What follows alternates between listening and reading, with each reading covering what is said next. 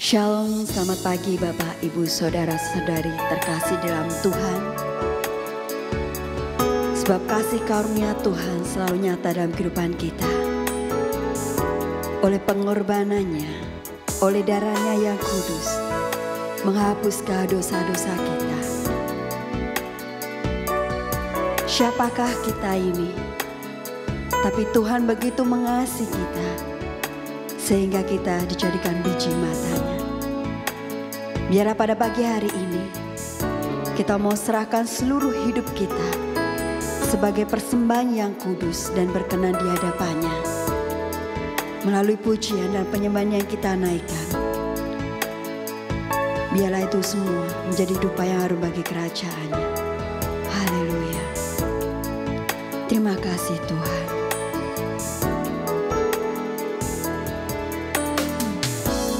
Kasih setiamu yang ku rasakan lebih tinggi dari langit biru.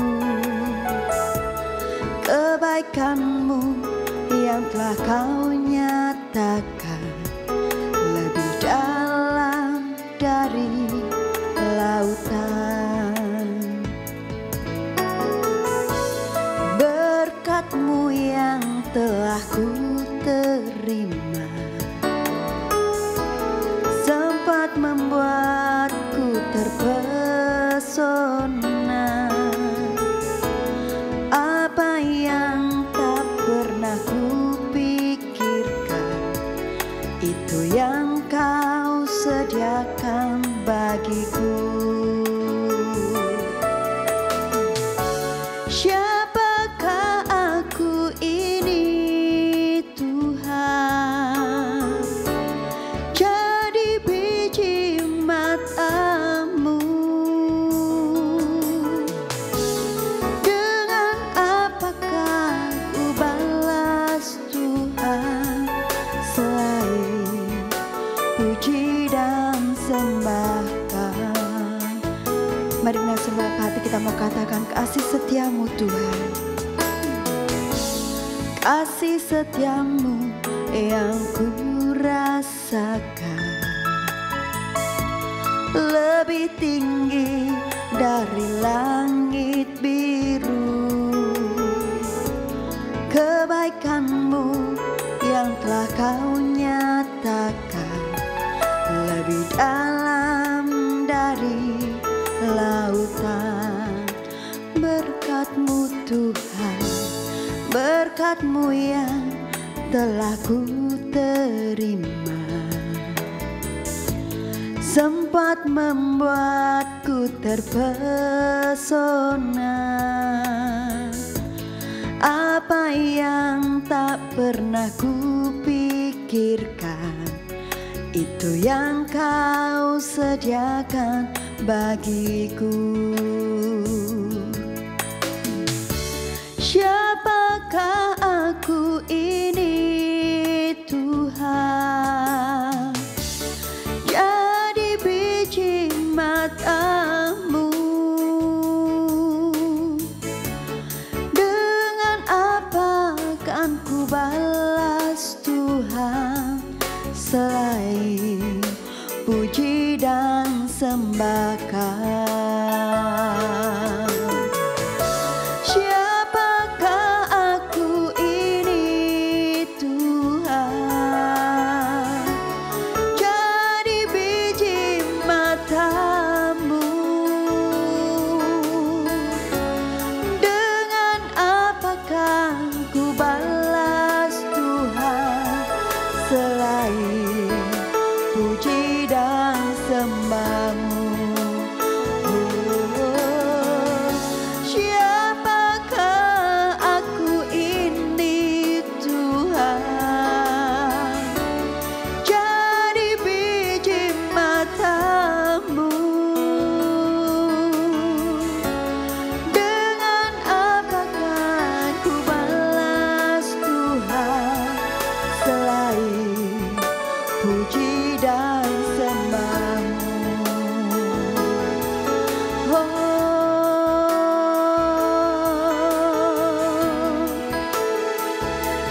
kebaikan-Mu kami rasakan Tuhan. Engkau Tuhan yang baik, Engkau sungguh baik, Engkau teramat baik. Kami bersyukur Tuhan, ajar kami lebih lagi untuk mengenal-Mu Tuhan. Bawa kami lebih dekat lagi sehingga kami memahami segala kebaikan-Mu, rencana-Mu dalam hidup kami, ya Yesus Tuhan. Glory, syukur, syukur bagi-Mu Tuhan. Ya rala shekiana ralamo, ya rala babala she, ikiana rala mamala she, ikiara la takala papa bala she, iara la takana ralamo. Jesus, jamah setiap hati kami, penuhi setiap kami Tuhan dengan kuasa Roh Kudus-Mu. Sebab kami tak dapat jalan sendiri Tuhan, kami perlu Engkau. Haleluya, glory, syukur. Haleluya.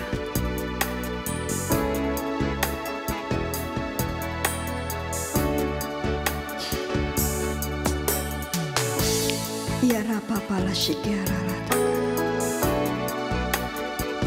Marilah kita mau merenungkan kasih setia Tuhan. Kita mau bersaat teduh. Sebab kasih-Nya yang begitu luar biasa atas hidup kita. Oleh karena darah-Nya tercurah menebus hidup kita dari segala dosa-dosa kita. Terima kasih Tuhan. Siapa kami Tuhan sehingga Engkau begitu mengasihi kami. Terima kasih Yesus, kami sungguh bersyukur kepadamu Tuhan. Iya rala papa papa pala shikere. Jesus. Siapakah aku ini Tuhan, jadi biji mata-Mu.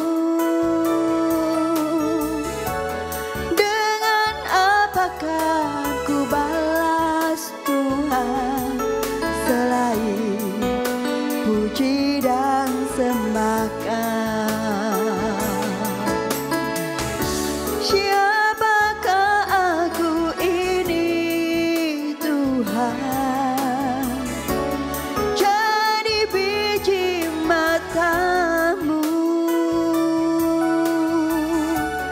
Dengan apakah ku balas Tuhan selain puji dan sembahkan. Selain puji dan sembahkan. Selain puji dan sembahkan. Sebab melalui pujian dan penyembahan kami Tuhan, kami rindu memberi yang terbaik bagi Engkau. Mungkin kami bukan siapa-siapa Tuhan yang mampu membalas kasih setia-Mu yang begitu luar biasa. Mungkin dengan apa kami Tuhan membalas segala kebaikan-Mu.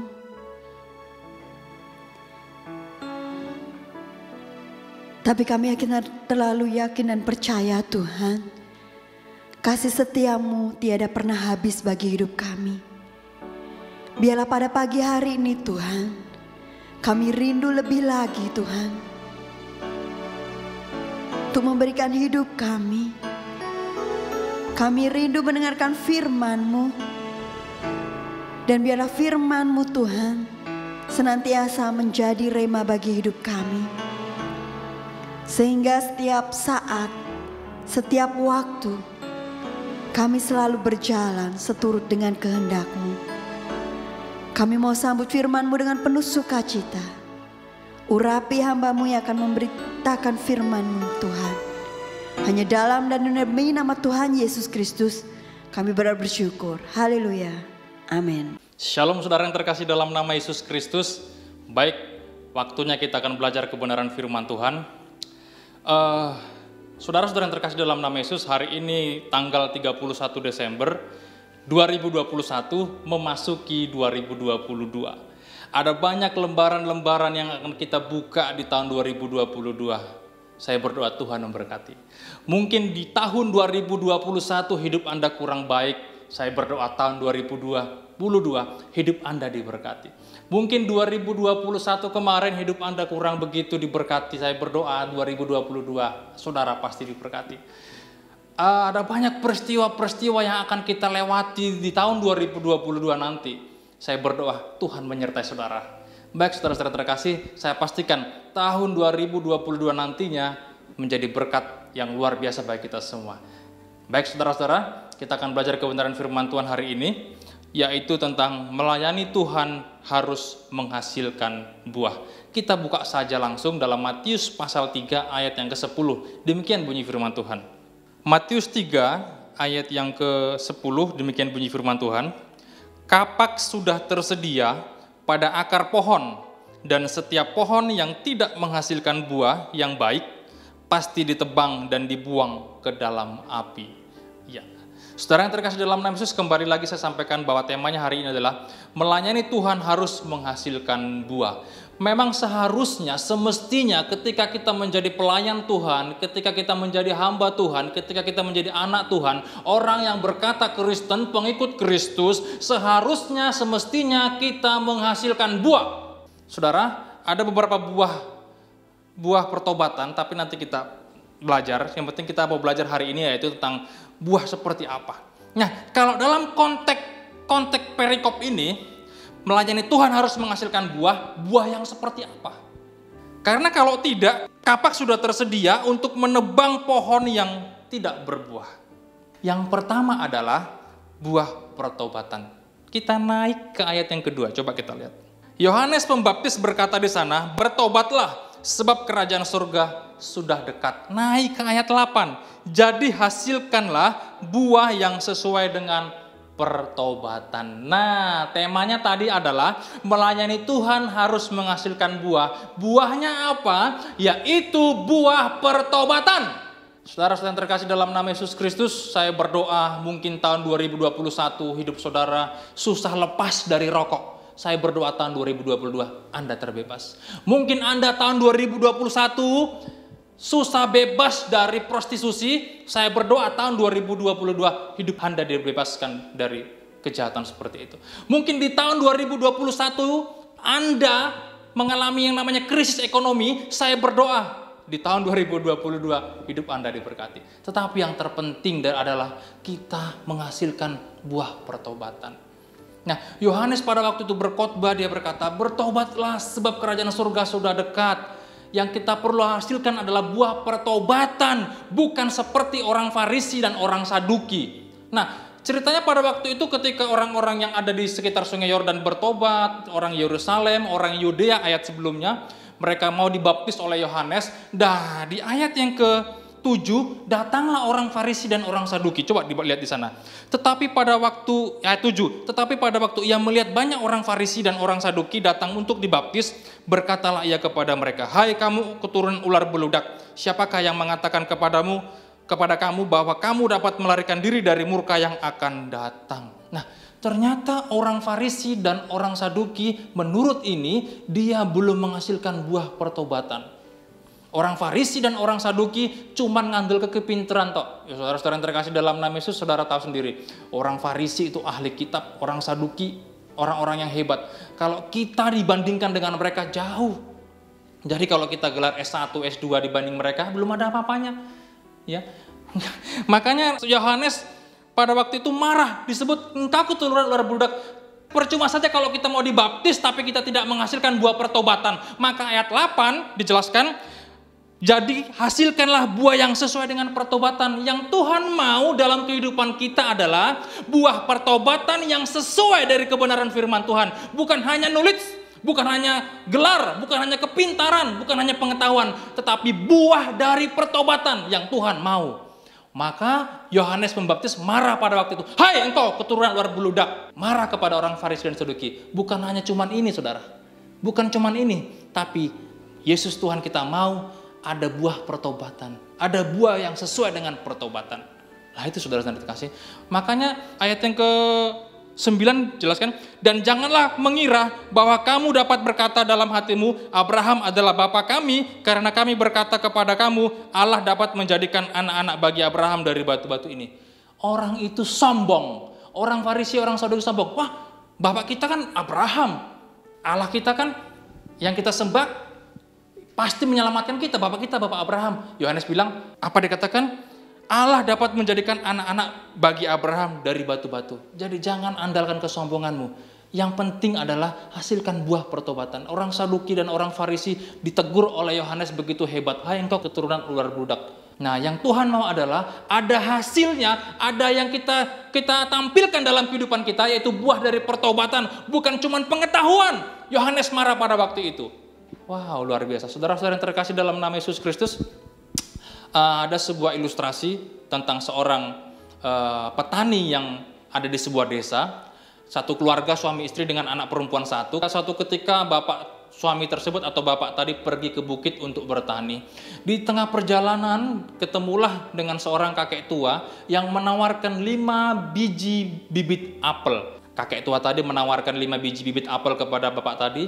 Bapak tadi berpikir, aduh 5 biji apel dengan 10 keping perak itu sangat mahal. Jangan-jangan bapak kakek tua ini ingin berbohong kepada saya. Tetapi bapak tadi melihat si kakek tadi sepertinya tidak ada wajah menipu di sana, justru ada iba di sana. Akhirnya bapak tadi membeli bibit apel, 5 biji apel tadi dibeli dengan 10 keping perak. Dan bapak kakek tua tadi berkata, ini dalam 2 tahun akan berbuah. Nah, singkat cerita ditanamlah 5 biji apel tadi di dekat bukit tadi. 2 tahun kemudian benar saudara, 5 biji apel tadi bertumbuh dengan bagus, berbuah lebat dan buahnya enak. Dan bapak tadi dengan keluarganya, wah bu ini kalau kita jual di pasar pasti mahal, rasanya enak luar biasa. Nah, suatu ketika mereka mau panen, dia lihat pohon apel, 5 pohon apel tadi porak-poranda, semua buah-buah apel tadi berceceran kemana-mana, dimakan hewan, monyet, katupai, semuanya hancur. Dan bapak tadi beserta dengan keluarganya sedih, waduh gimana pohon tadi yang kita harapkan dapat kita jual buahnya ternyata diporak-porandakan dengan hewan. Singkat ceritanya mereka sudah mulai lemas. Tetapi singkat ceritanya 2 tahun kemudian si anak perempuan tadi, anak dari keluarga tadi perempuan, pergi ke bukit melihat, wow terkejut. 5 pohon apel yang ditanam tadi, yang diporak-porandakan hewan tadi, justru menjadi banyak sekali pohon-pohon apel yang berbuah lebat. Dia berpikir kenapa seperti begini? Nah ternyata buah yang dimakan hewan tadi, biji-bijinya bertebaran kemana-mana, itu menjadi bibit, bahkan menjadi pohon, bahkan menghasilkan buah yang lebat. Jadi bukan cuma 5 pohon apel, tetapi ada ratusan pohon apel, karena biji-biji yang ditebarkan oleh hewan-hewan tadi bertumbuh, berbuah lebat, dan begitu banyak buahnya. Luar biasa saudara-saudara. Nah, pelajaran apa yang kita ambil dari ilustrasi ini saudara-saudara? Nah, saudara mungkin dalam kehidupan saudara susah lepas dari yang namanya kejahatan, susah lepas dari kebohongan, susah lepas yang dari penipuan, susah lepas dari dosa-dosa yang mengikat saudara di masa lalu. Saudara berkata, Tuhan saya sudah ikut Tuhan tapi saya masih ada dosa yang belum lepas. Sepertinya saya kok angel mengikut Tuhan. Saudara-saudara yang terkasih, Mungkin itu sebuah proses. Tetap pada jalurnya Tuhan, tetap pada tracknya Tuhan. Suatu ketika engkau akan menghasilkan buah yang begitu banyak. Pohon apel tadi 5 pohon, begitu diporak-porandakan hewan tadi, menjadi tumbuh bibit-bibit baru dan menghasilkan pohon dengan buah-buah yang luar biasa. Saudara yang terkasih dalam nama Yesus, memang ikut Tuhan tidak gampang, tapi indah. Ikut Tuhan tidak semudah membalikkan telapak tangan, tapi luar biasa. Yang terpenting adalah hasilkanlah buah pertobatan. Meskipun ada masalah di tengah jalan, meskipun ada kesusahan di tengah jalan, suatu ketika buah itu pasti akan berbenih, akan berbuah lagi, berbuah dan berbuah lagi. Saudara yang terkasih dalam nama Yesus Kristus, saya pastikan ketika Anda tetap dalam kebenaran firman Tuhan, menghasilkan buah pertobatan, bahkan buahnya nanti dinikmati oleh banyak orang. Kenapa saudara-saudara yang terkasih? Karena saudara tetap ada dalam jalurnya Tuhan. Jangan saudara sampai ditegur seperti orang Saduki dan orang Farisi. Hai engkau keturunan ular beludak yang mengandalkan pengetahuan dan kau berkata karena engkau anak Abraham engkau diselamatkan. Tidak, bukan karena anak Abraham kita diselamatkan, tapi karena percaya Tuhan Yesus kita diselamatkan. Itulah yang Tuhan mau. Kita percaya Tuhan Yesus, kita menghasilkan buah pertobatan, maka diselamatkan. Bukan seperti orang Saduki dan orang Farisi yang hanya mengandalkan kepintaran dan berkata mereka anak Abraham, terus mereka lepas dari hukuman maut. Tidak. Tapi kita yang percaya kepada Yesus, bertobatlah sebelum kerajaan surga datang. Maka ketika engkau bertobat, menghasilkan buah, Tuhan dimuliakan. Dan banyak orang yang akan menikmati buah dari hasil pertobatanmu. Ada banyak buah itu. Buah pekerjaan baik dalam Kolose, buah kehidupan kekal, buah kebenaran, buah pertobatan, buah dari Roh Kudus, yaitu buah roh tadi. Saudara akan mendapatkan itu semua ketika Anda menghasilkan buah pertobatan tadi. Jadi saudara, kesimpulannya adalah pastikan hidup Anda, hidup saudara tetap dalam kebenaran firman dan akan menghasilkan buah yang dinikmati oleh semua orang. Dan Tuhan dipermuliakan melalui kehidupan saudara. Dan Tuhan, orang lain melihat, wow, ini benar-benar anak Tuhan. Wow, ini benar-benar anak Kristus. Wow, ini benar-benar pelayan Tuhan. Hidupnya penuh dengan pertobatan. Bukan cuman kosong, bukan cuman omong kosong, tapi sesuai dengan perkataannya. Tuhan Yesus memberkati.